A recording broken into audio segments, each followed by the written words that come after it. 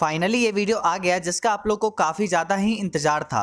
इस वीडियो में हम बात करेंगे इकोनॉमिक्स क्लास 12 के बोर्ड परीक्षा में पूछे जाने वाले सबसे महत्वपूर्ण प्रश्न के बारे में।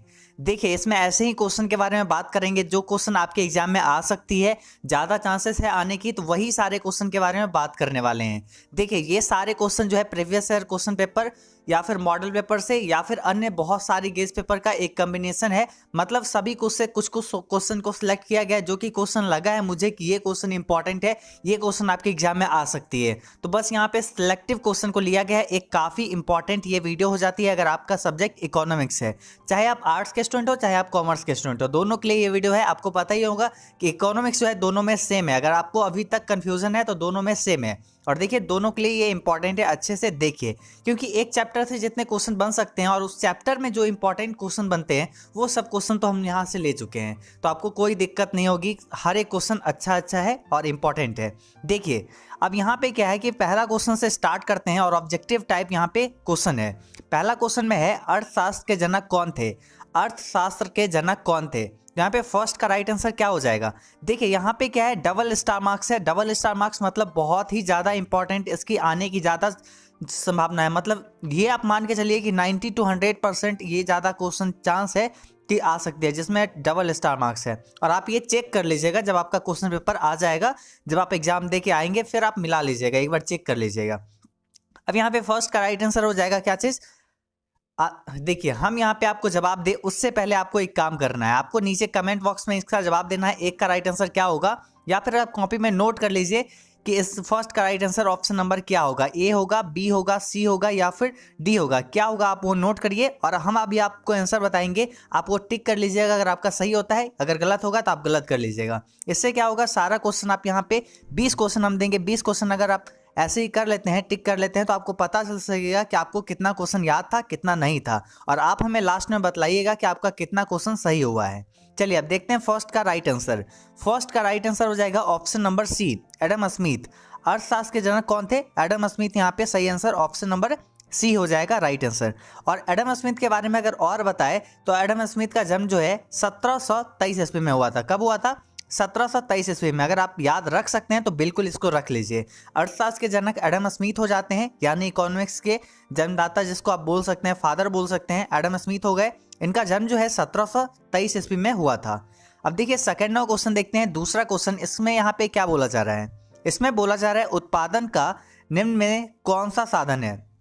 उत्पादन का क्या साधन है? ये देखिए, सिंगल स्टार मार्क्स है, मतलब ये भी क्वेश्चन काफ़ी ज़्यादा इंपॉर्टेंट है। मतलब जिसमें स्टार लगा होगा वो काफ़ी ज़्यादा इंपॉर्टेंट होगा, और जिसमें स्टार नहीं लगा है फिर भी वो इंपॉर्टेंट है, तभी इस वीडियो में वो क्वेश्चन को लिया गया है। देखिए क्या है, उत्पादन का निम्न में कौन सा साधन है? मतलब उत्पादन के लिए कौन कौन से साधन की ज़रूरत होती है?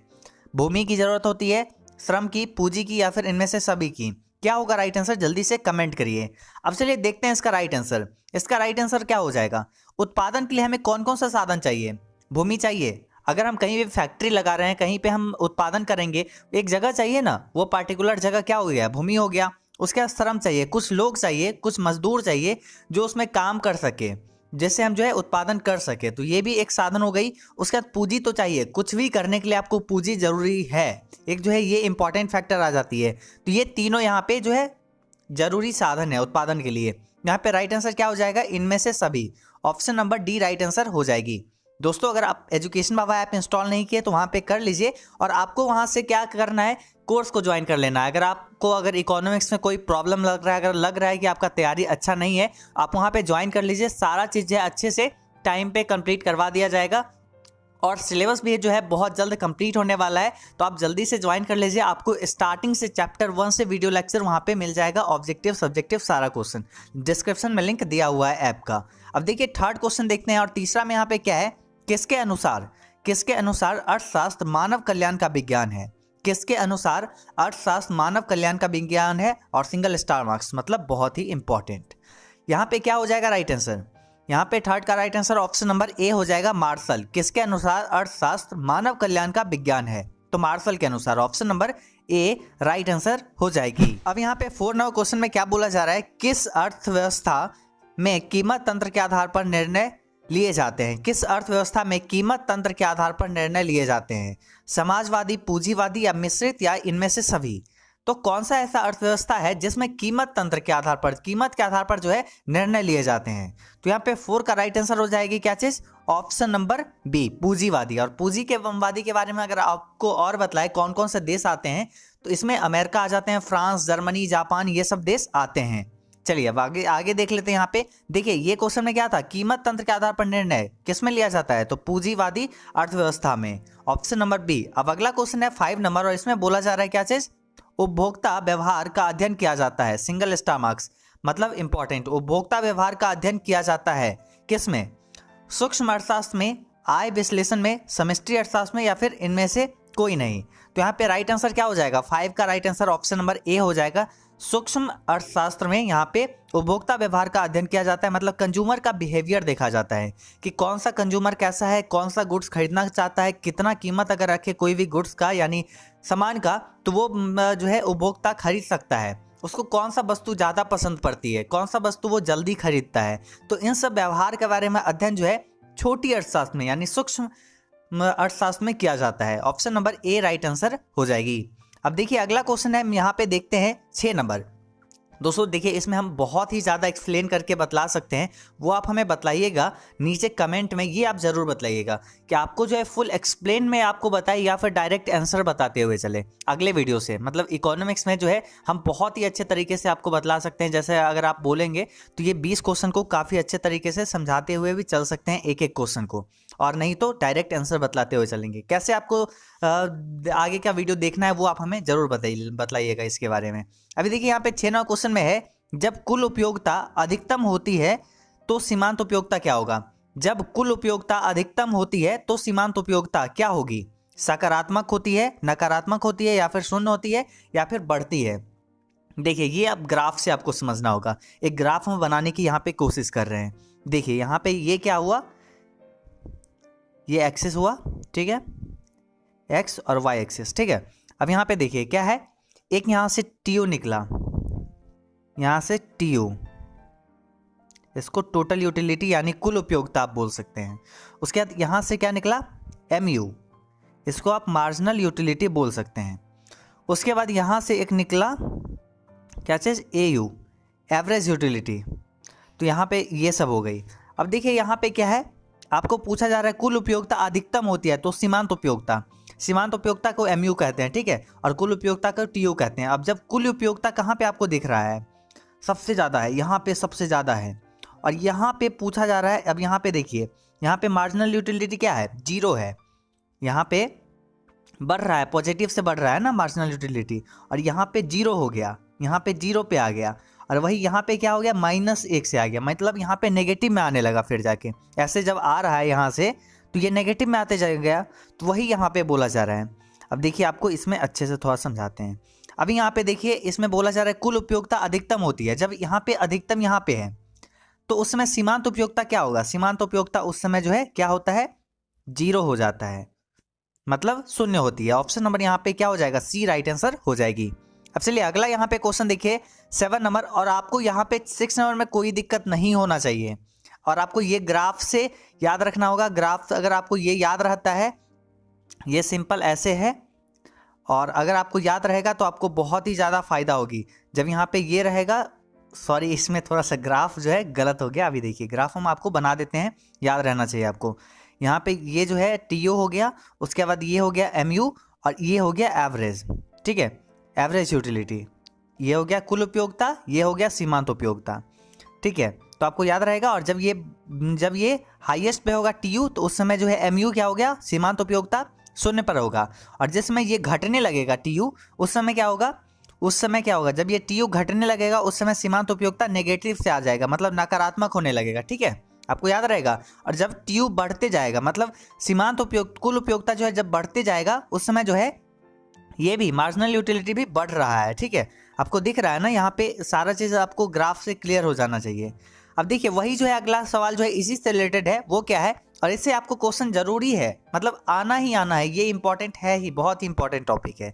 इसके बारे में हो सकता है तो हम आपको आगे भी वीडियो में बतलाते हुए चलेंगे, आगे भी क्वेश्चन देंगे। जब कुल उपयोगिता घटने लगती है तो सीमांत उपयोगिता क्या होगा, मतलब यहाँ पे ये जो था ग्राफ हम बनाए थे, और इसमें जब बोला जा रहा है क्या चीज़, यहाँ पे बोला जा रहा है जब कुल उपयोगिता जब ये घटने लग रही है तो यहाँ पे ये भी जो है घटने लग रही है ना, आपको यहाँ पे ये भी दिख रहा है। जब ये अधिकतम है तो ये 0 पर है, जब ये बढ़ रही है तो ये भी बढ़ रही है, और जब ये घटने लग रही है तो ये तो घट रही है, लेकिन क्या चीज़ नेगेटिव से, मतलब नेगेटिव से आ गया, मतलब इसके बाद क्या हो गया, इसके ऊपर पॉजिटिव हो गया, इसके ये जो है लाइन के नीचे जो हो गया वो नेगेटिव हो गया, तो नकारात्मक होती है। 7 का right answer option number B हो जाएगी। थोड़ा सा ज़्यादा एक्सप्लेन हो गया। अब यहाँ पे क्या कर सकते हैं, अगर आपको समझाए तो थोड़ा सा ज़्यादा वीडियो लंबा होगा ही, आप हमें बतलाइएगा कि आपको कैसा चाहिए वीडियो। आगे यहाँ पे 8 नंबर क्वेश्चन में है, बाजार अर्थव्यवस्था में उत्पादन डैश के लिए किया जाता है। बाजार अर्थव्यवस्था में उत्पादन डैश के लिए किया जाता है, तो 8 का यहाँ पे राइट आंसर हो जाएगा लाभ।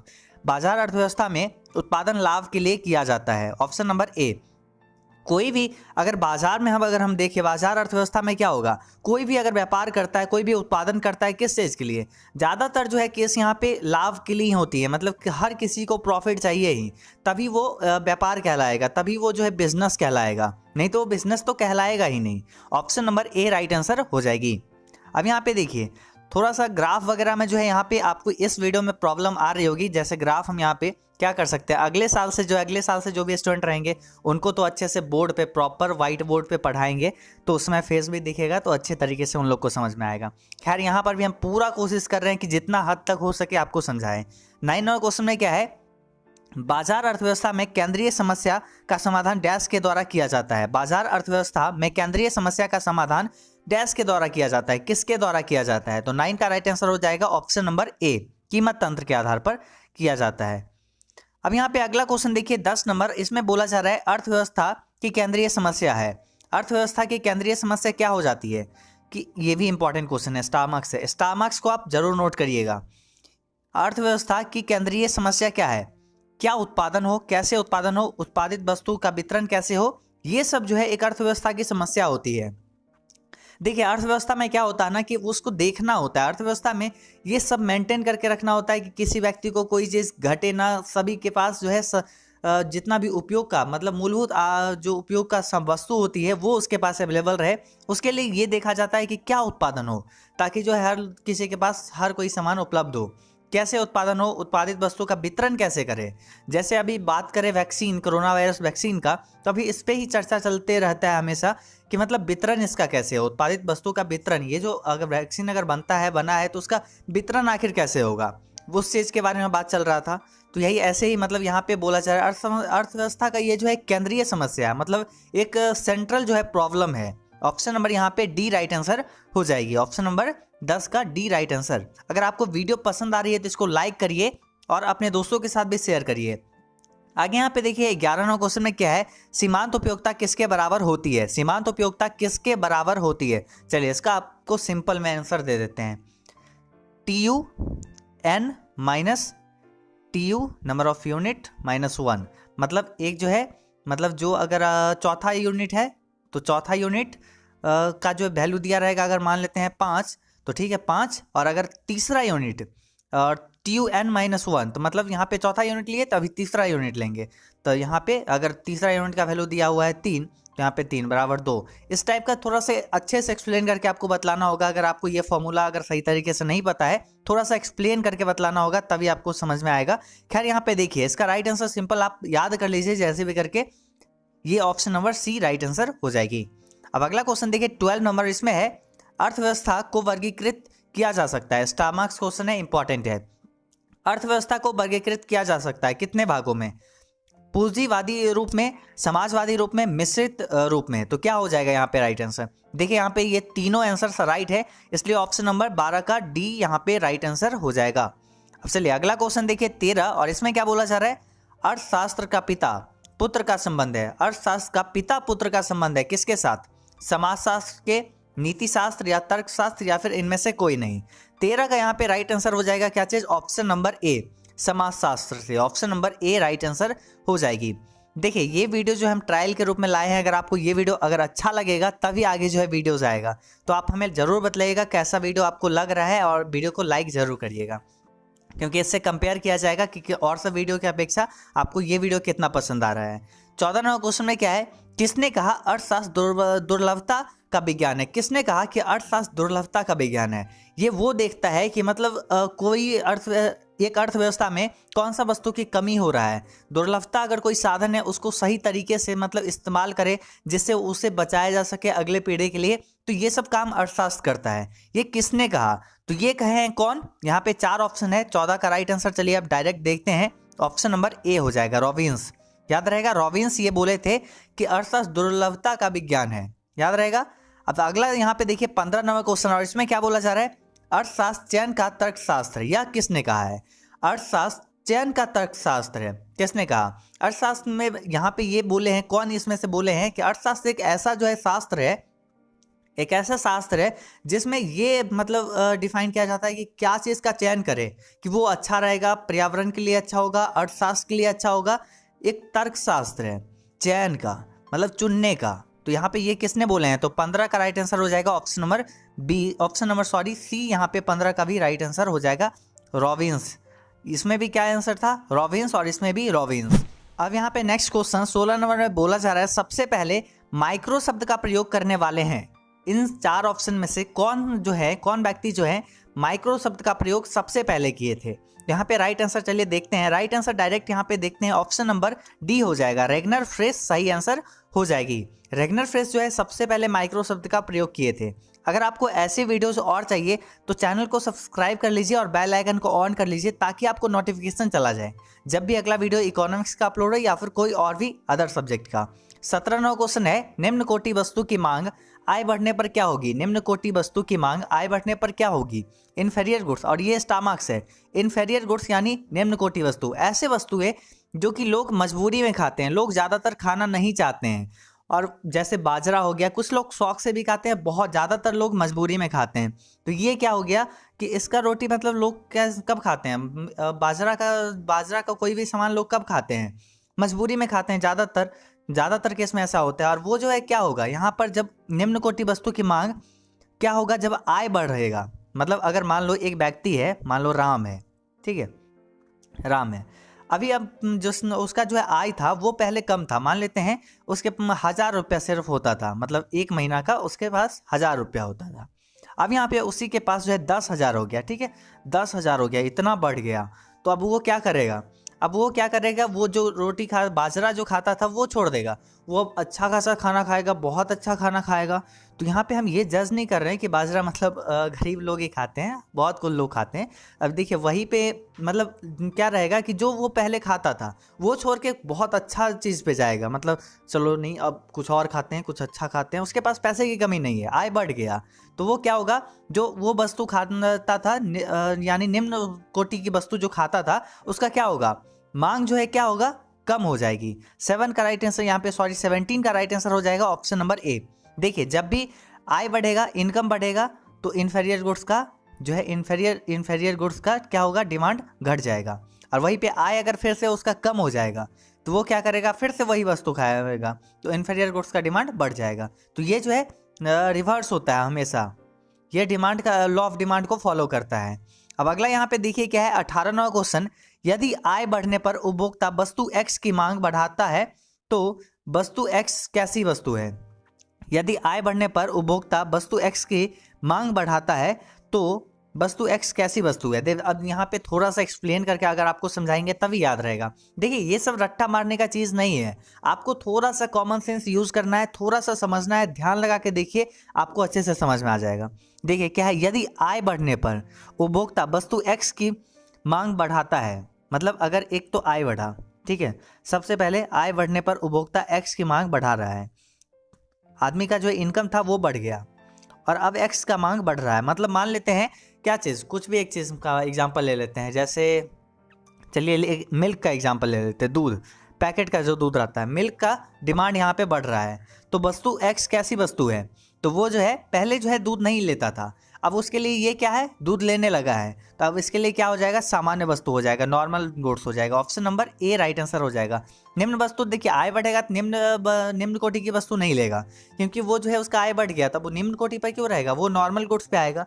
3 गुड्स होते हैं ना, एक नॉर्मल, एक जो है एक सबसे पहले इन्फीरियर, दूसरा नॉर्मल और अगला जो है लग्जरियस गुड्स आता है, जिसमें सोना, लैपटॉप, ये सब वगैरह इलेक्ट्रॉनिक सामान, बहुत महंगा सामान जो आती है वो सब आती है।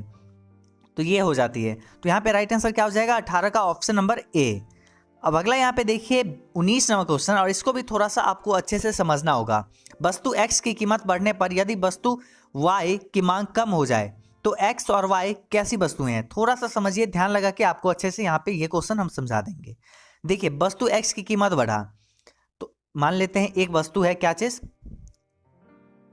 एक एग्जाम्पल ले लेते हैं, ब्रेड है, ठीक है, ब्रेड हो गया एक वस्तु, और इसमें क्या हुआ, कीमत बढ़ा, इसका जो है प्राइस बढ़ गया ब्रेड का, और वस्तु वाई की मांग कम हो जाएगी। ब्रेड के साथ लोग क्या खाते हैं? बटर खाते हैं, ठीक है, बटर।